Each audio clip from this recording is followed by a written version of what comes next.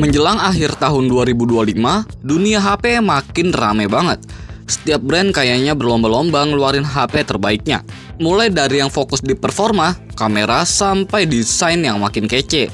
Nah, di video kali ini gue mau ngebahas 5 HP 3 jutaan terbaik yang pastinya cocok banget nih buat lu jadiin bahan pertimbangan sebelum beli HP di akhir tahun 2025 ini. Ya udah, tanpa banyak basa-basi lagi, langsung aja yuk kita simak videonya sampai tuntas.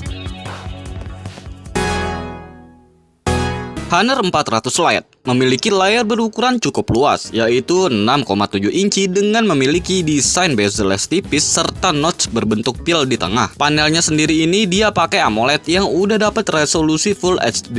Resolusi tersebut bakalan ngasih kenyamanan mata kalian, apalagi dia juga udah dapat dukungan 120 Hz refresh rate. Nah, demi mendapatkan performa terbaik di kelasnya, Honor 400 Lite ditenagai Dimensity 7025 yang ditemenin sama RAM berkapasitas 8GB dengan internal 256GB. Tapi sayang seribu sayang, belum ada nih tambahan slot microSD. Jadi buat lu yang hobi nyimpen file besar, rajin-rajin aja bersihin storage biar nggak cepat penuh. Kita geser ke bagian kamera. Kalau ngebahas soal kamera, meski ada 3 lingkaran di modulnya, sebenarnya cuma ada 2 kamera aja nih yang kepake. Nah, di kamera utamanya, dia punya resolusi 108 megapiksel dengan dukungan lensa ultrawide 5 megapiksel. Jadi meskipun jumlah kameranya nggak banyak, 2 kamera ini gua rasa sih udah cukup buat kebutuhan foto sehari-hari. Oh iya, di bagian depannya ada kamera selfie 16 megapiksel yang siap nemenin lu buat foto atau video callan. Hasilnya juga udah cukup jernih buat di kelasnya. Detail muka masih kelihatan dan warnanya juga nggak lebay. Jadi mau selfie santai, bikin konten, atau sekedar bikin story IG, pokoknya udah aman banget dah pakai HP ini.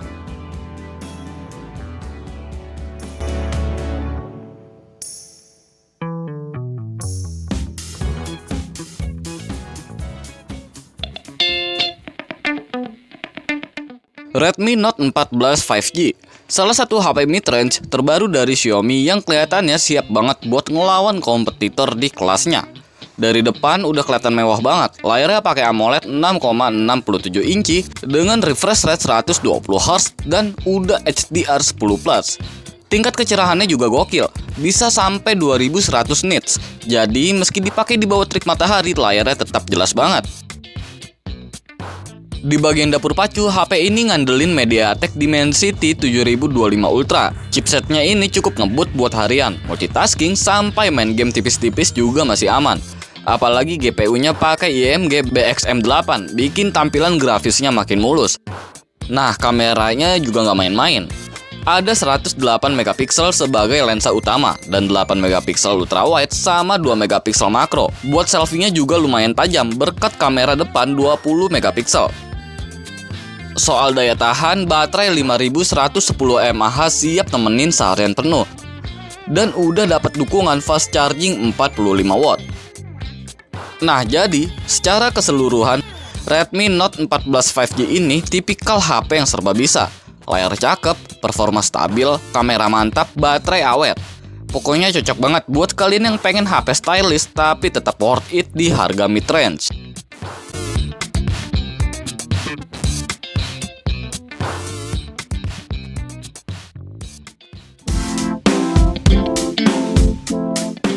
Lanjut ada Realme P3 5G. Ponsel ini punya layar yang menurut gua udah enak banget dipandang. Panelnya pakai AMOLED 6,67 inci dengan resolusi Full HD+, serta punya tingkat kecerahan sampai 2000 nits. Enaknya lagi, layarnya udah pakai refresh rate 120 Hz. Jadi setiap gerakan di layar bakal berasa banget mulusnya. Kalau urusan dapur pacu, Realme P3 5G ini jadi salah satu HP yang berkesempatan menggunakan Snapdragon 6 generasi 4 pertama kali. Dan SoC-nya ini udah kompatibel dengan RAM 8GB, LPDDR5 dan penyimpanan internal di 256GB. Kalau di bagian grafis, HP ini pakai GPU Adreno seri terbaru yang pastinya udah lebih efisien dan stabil. Main game kayak ML, PUBG Mobile, atau game berat lainnya, frame rate-nya bakal stabil dan panasnya juga kagak lebay. Serta buat ngedukung aktivitas lu sehari-hari, nih HP juga udah punya kapasitas baterai sebesar 6000 mAh yang udah lengkap sama fast charging 45 watt. Di sektor kameranya, Realme P3 5G ini menyuguhkan susunan dua lensa yang dilengkapi LED flash lewat bodi belakangnya. Keduanya ini merupakan kamera utama 50 megapiksel yang ditemenin sama lensa bokeh 2 megapiksel. Sementara lewat sisi depan, HP Realme ini menawarkan pemakaian selfie 16 megapiksel. Menariknya, susunan kamera belakangnya ini, Realme udah mendukung perekaman video hingga 4K di 30 fps atau 1080 pixel di kecepatan 60 fps.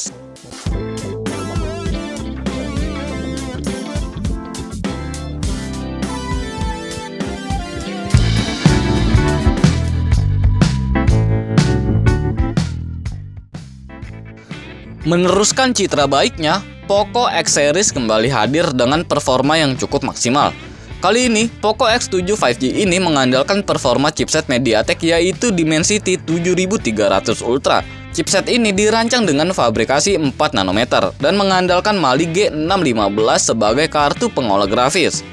Nggak sampai di situ, HP ini menawarkan RAM LPDDR4X dengan kapasitas 8GB dan 12GB. Sedangkan untuk kapasitas memori internalnya ada di 128GB, 256GB sampai 512GB. Kalau di bagian layar, HP ini layarnya bisa dibilang masih mirip banget sama pendahulunya. Dia punya ukuran tetap di 6,67 inci dengan panel AMOLED, resolusinya juga masih di 1,5K.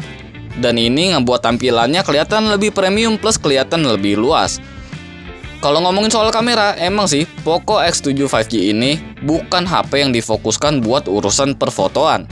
Tapi tenang aja, hasil jepretannya masih cukup bisa diandelin buat kebutuhan sehari-hari. HP ini dibekali triple kamera dengan lensa utama beresolusi 50 megapiksel. Lengkap sama fitur PDAF. Fitur ini ngebuat hasil fotonya tetap stabil, bahkan dalam kondisi tangan agak goyang. Nah, kalau buat selfie, Poco X7 ini ngandelin kamera depan 20 megapiksel. Menariknya, kamera depannya udah bisa ngerekam di 60 fps. Jadi hasil videonya kelihatan lebih mulus. Tapi sayangnya resolusinya masih mentok di 1080 pixel, belum bisa 4K.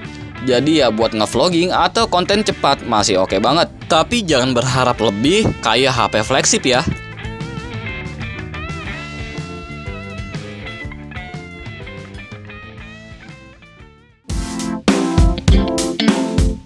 Infinix lagi-lagi bikin gebrakan di kelas menengah lewat Note 50 Pro 4G.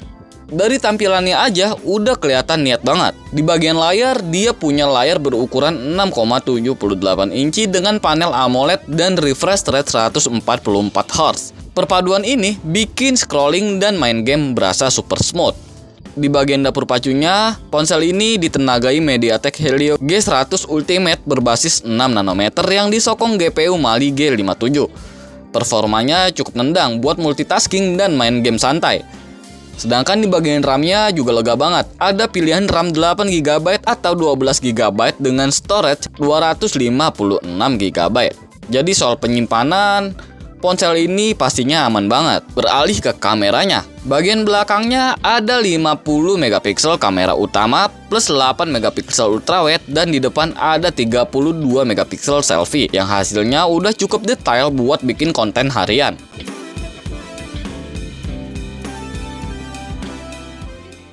Buat ngedukung aktivitas kalian sehari-hari, dia udah ditemenin baterai 5200 mAh dan ini yang bikin menarik. Udah support 90 watt fast charging yang bisa penuh dalam 38 menitan aja. Kesimpulannya, ponsel ini paket lengkap, layar kencang, performa stabil, kamera oke, dan ngecas super cepat. Buat harga mid-range, ini sih udah termasuk value gila banget.